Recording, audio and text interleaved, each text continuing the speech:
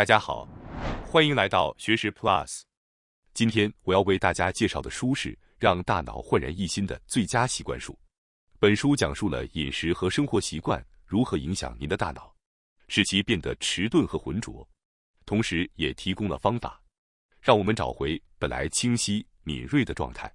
如果您曾感觉过去的自己思维更敏捷，而最近总是像被一层雾笼罩，思考变得迟缓，那么问题可能出在您的饮食和习惯上。希望今天的视频能帮助您恢复真正的实力。今天视频的内容包括以下2个部分：第一，对大脑有益的脂肪与有害的脂肪；第二，提升大脑功能的生活习惯。首先是第一部分，对大脑有益的脂肪与有害的脂肪。许多关于饮食的书籍都指出，脂肪有害的观念是错误的。真正的问题在于过量摄取碳水化合物。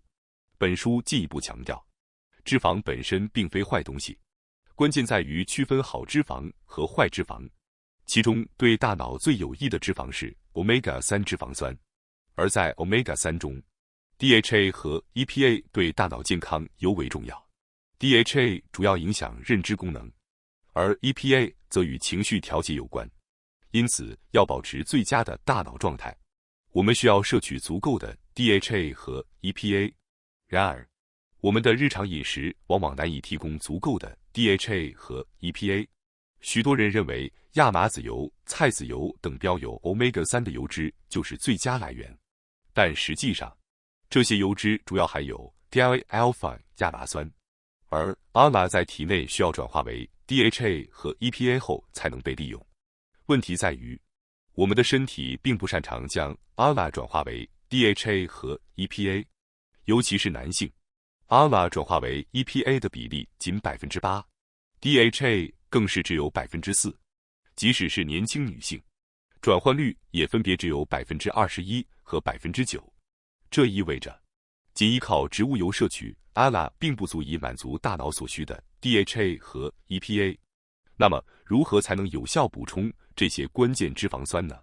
接下来的内容，我们将深入探讨最佳的 Omega-3 来源，帮助您优化大脑健康，让思维更加清晰。也就是说，即使摄入大量的 DIA-alpha 亚麻酸， DHA 和 EPA 的摄取量仍然有限。因此要高效地获取这些必需脂肪酸，就必须直接摄取 DHA 和 EPA。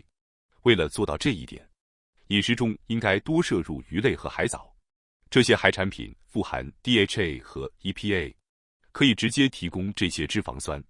正如前面提到的， DHA 对于提升认知能力至关重要，它有助于提高 IQ 值，并促进神经元的新生，因此对于大脑仍在发育中的人群来说至关重要。例如，孕妇和幼儿都应该多摄取 DHA。 此外，增加 EPA 的摄入量也有助于改善情绪，预防抑郁，并缓解焦虑。此外，还有研究表明，吃鱼较多的人往往心情更好。因此，我们应该积极将海鲜纳入日常饮食中。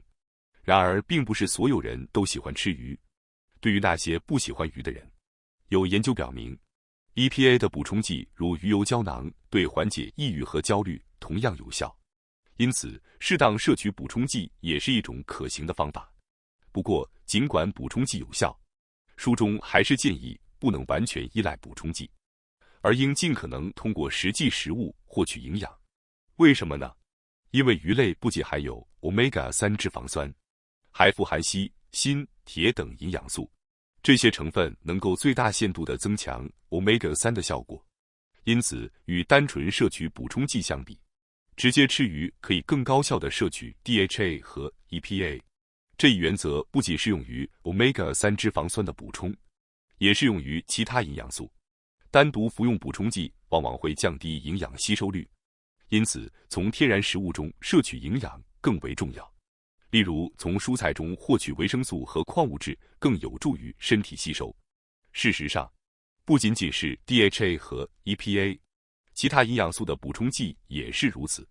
单独摄取补充剂往往会降低营养的吸收效率，因此确保从天然食物如蔬菜等中摄取充足的营养也是非常重要的。回到鱼类的话题，有一项长期研究对几百名男性进行了10年的追踪调查，结果发现，不吃鱼的男性相比那些定期食用鱼的人，认知功能下降的风险高达4倍。因此，积极食用鱼类有助于改善和维持大脑功能。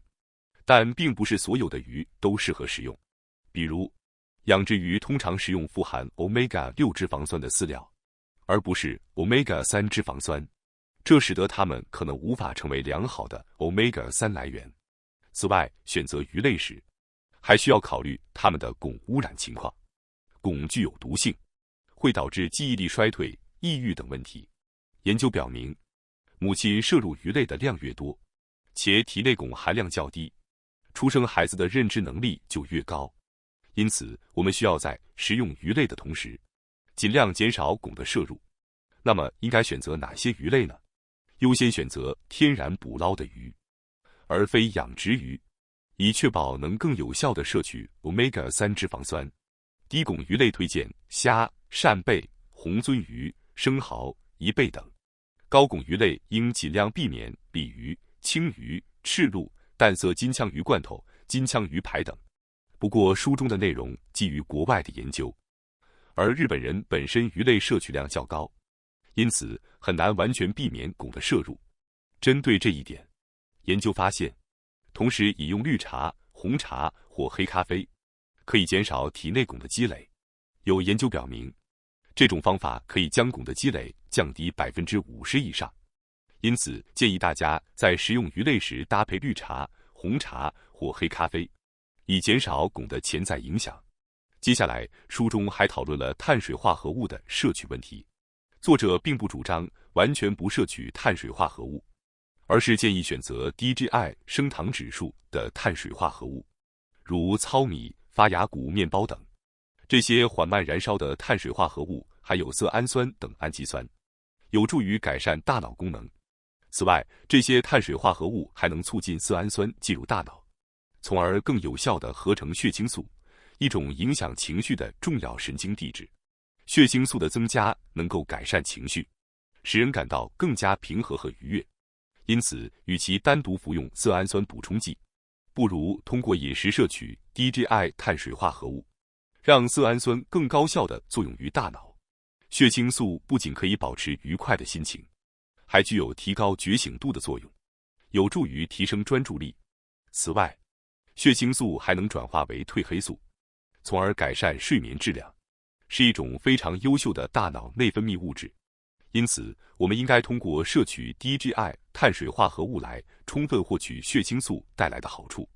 我之前推荐了低 GI 食品，但对于一些人来说，单纯用低 GI 食品替代高 GI 食品，可能会感觉甜度不足。然而，这种情况下，如果直接使用糖，就会失去低 GI 的意义。而人工甜味剂的替代方式也并不被推荐。如果确实想要添加甜味，建议使用植物提取的甜菊糖等天然甜味剂，可以参考这一选择。具体的饮食建议，接下来我想分享一些具体的饮食建议。用肉桂代替咖啡中的糖，由于糖会导致血糖水平上升，因此不建议添加糖分。而肉桂不仅可以提供甜味，还具有抗炎作用和抗氧化作用，是一种非常优质的香料。因此，建议在咖啡中使用肉桂来代替糖。在烹饪中多使用醋，醋可以减缓淀粉转化为糖分的速度，从而抑制血糖值的上升。比如，在吃面包或意大利面时，醋可以减少它们在体内快速变成糖的过程。因此，建议用醋加橄榄油自制简单的沙拉调味汁，而不是使用市售的沙拉酱，这样可以获得更好的控糖效果。适量饮用红茶和红酒，红茶和红酒都能减少肠道对葡萄糖的吸收。此外，红酒还可以抑制肝脏中过量葡萄糖的生成，从而帮助控制血糖。因此，适量饮用红茶和红酒，对保持血糖稳定有一定的帮助。这些饮食调整可以帮助我们更好地控制血糖水平，提高大脑功能，同时减少对健康的负面影响。希望大家能够尝试这些方法，让饮食更加健康。接下来是第二部分，提升大脑功能的生活习惯。本书不仅介绍了饮食对大脑的影响，还分享了通过生活习惯提升大脑功能的方法。其中最容易实践的就是午睡和室内通风。午睡的好处，如果你属于那种午睡后能够恢复注意力和精力的人，那么作者强烈建议你养成午睡习惯。研究表明，即使夜间睡眠质量不佳，午睡仍然可以提高工作表现。例如，在针对航空管制员的一项研究中，仅18分钟的午睡就显著提升了反应速度。这说明，即使时间短暂，午睡仍然能带来明显的益处。为了更好地利用午睡的优势，建议提前将午睡安排进日程，这样大脑会逐渐适应并形成习惯，使入睡变得更加容易。保持室内通风。在讨论通风之前，我们首先要接受一个事实：室内空气通常比室外空气更脏。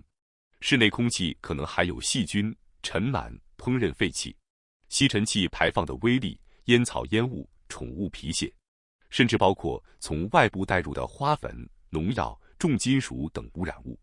这些污染物不仅降低大脑执行复杂任务的能力，还可能增加罹患癌症等重大疾病的风险。为了减少这些危害，最有效的方法就是让新鲜空气进入室内。